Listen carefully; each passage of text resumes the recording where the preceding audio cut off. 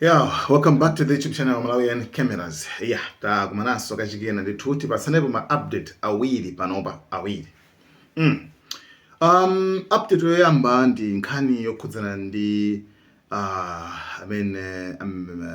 ndege amene yaphulitsidwa ya F-35 ku dziko la Iran and imene zikuyendera pano zikuyenda bwanji. Tinasina pofufuza pachota kufufuza and nkhani ya number 2, update number 2 imene ndithu tikhale tikukamba nkhani yokhudzana ndi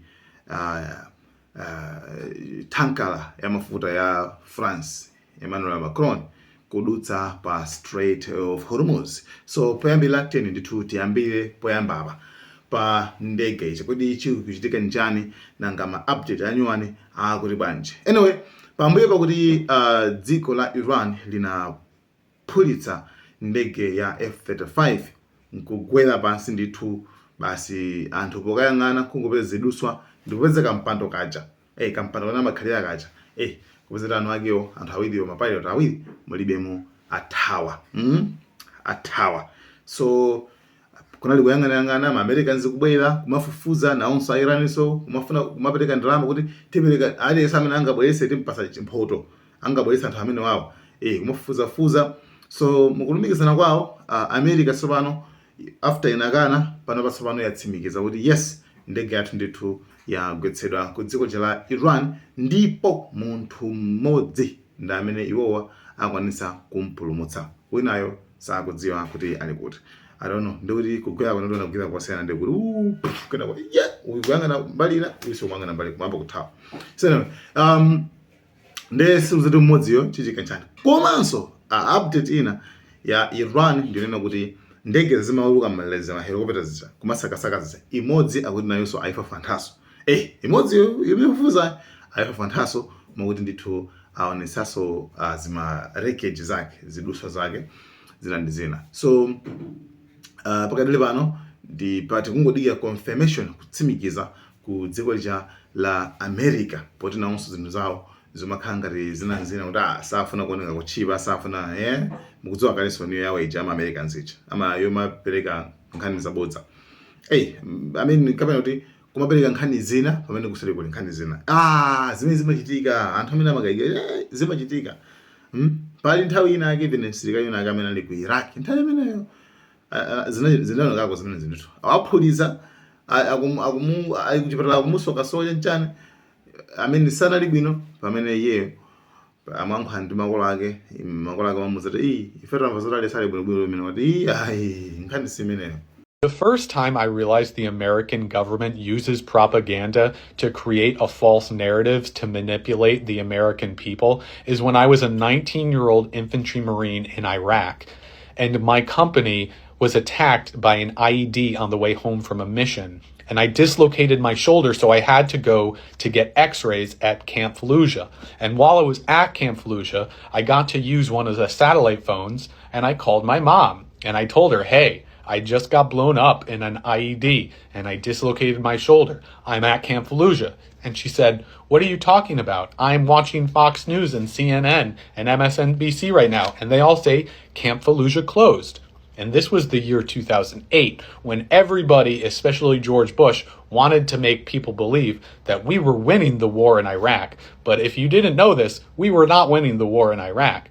And so they told everybody that they were closing Camp Fallujah, one of the largest military bases in Iraq, to say that we were winning the war. When in reality, I was at Camp Fallujah getting x-rays for the injury that I sustained in combat.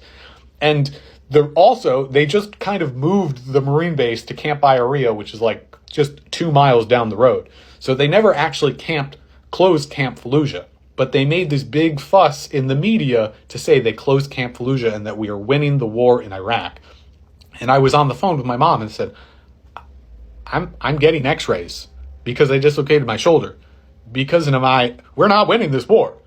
And that was the first time that I realized the American media would just lie in order to create a false narrative that the American government gives them so that the people believe things are okay. We were not winning the war in Iraq. And that just made me realize that the media is going to lie to you. You have to interrogate your own sources. You have to go see it to believe it. It's why I went to Ukraine. It's why I went to Syria. It's why I've been to Israel. It's why I go to these countries to go see these things for myself. That's how it works. You're supposed to interrogate your sources. You're supposed to do your own research. You're supposed to be critical and not just believe the things that people tell you. So amakulega news zina iwaja amene umboni ulipo. Iyo ndi nkhani imeneyo tsopano imene litu yapita tikupatsenso ma update ena amene akubwera, koma tilowe ku nkhani ya namba 2 kuti zatheka bwanji kuti France mpaka na tanka lake ya mafuta idutse pa Strait of Hormuz. By the way, timvane pano kuti pa Strait of Hormuz sikuti patsekedwa. Pa Strait of Hormuz litu ndipo tsegula, koma wina aliyense amene akuti waliyamba nthaka ya Iran, amene walakukira dziko la Iran, ena aliyenseyo aphanga simudutsa patsekedwa, ndipo makhadi wonse yakugwira ndi Iran, ndipo palibenso amene angapite watsegula. Ngati Amerikayo yomenya kwambiri kuposa wina aliyense pa dziko lapansi pano, ngati imeneyo kani kukatsegula, wina angakwanisa kukatsegula. Ngati Amerikayo kuti upempha tiye anthu kuti ayipita weke zilipito menekoko, pa amene angakatsegule, unlikely, it's unlikely. So pakati pano chachitika nchani? France tsopano nkhanija after anayauza NATO bla bla inu tetete onse akanakana, nkhanija tsopano America akuti kuchenjera inanyamuka ndikupita ku UN, United Nations. Yeah, United Nations. Kamene kumene kuti ku council, like maiko onse apadziko lapansi ali ndi mgwirizano wawo mwene kumachita kuti UN. Wanimvesa? Koma zimapezeka kuti ku UN kuja pofuna kupanga ziganizo, ana apanga ziganizo, kuvota, kukambirana ndi maiko kwana 5 basi. Ena onse amangokhala ngati ongoonelera. Ndi maiko ati amene: 1 pali China, 2 Russia, 3 UK, 4 United States of America, 5 pali France. Okay? So maiko amene wanda amene ndi mphamvu zochita kuti veto power. Yes. Komana akagwizana chinthu. Maiko 5 amene akagwizana chinthu, ndi povota pacha dziko limodzi ngati lakana sichitheka. Mawanda amene chinthucho maiko onse 5 iwo avomere ndi chitheka. Koma maiko amodzi awiri akana basi zitheka. So what happened exactly? Chinachitika ndichi. Kumene kuku atakhalako mkambo kambirana kuti titani ananamba kuvota maiko onsewa 5: China, Russia, UK, America ndi France. Mkambo kambira kuti tigwiritse ntchito bwanji military, tigwiritse ntchito nkhondo pokatsegula pa Strait of Hormuz. So amayenera kuti avote. Zinapeza kuti China amene inakana, that's a big no. Tisagwiritse ntchito military. Iwo sakupanika nawo ndi. Number 2, Russia so inabwera no. Kena also ponjezera also France. France.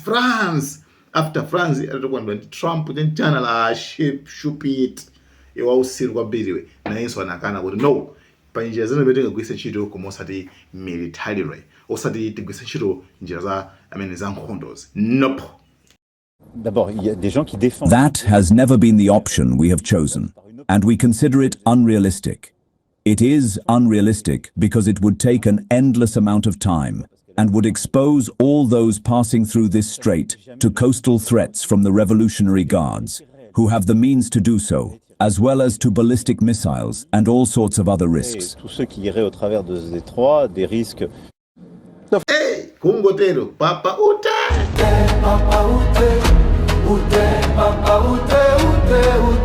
Why? Chifukwa kuti anapereka ndithu Iran ikungofuna aliyesa amene akuoneka zoti akuendera chilungamo, like akuona zoti madridwa pawasiziti bwino. You understand? So yeah, anamuzira akulu dutsani niyo ndi madolo dutsani ndi adutsa.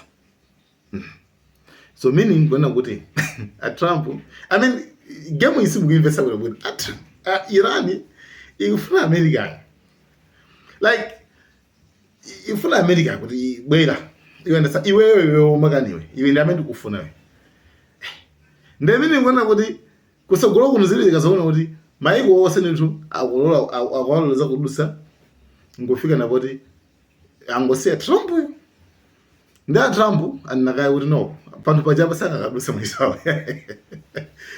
Guys, so guys awani wa update awiri amene ndithuli mafanda kupatseni okhudzana ndi kumene kuko. So still my update tilakupatsani mbeni. Guys, thank you so much. Malawi cameras.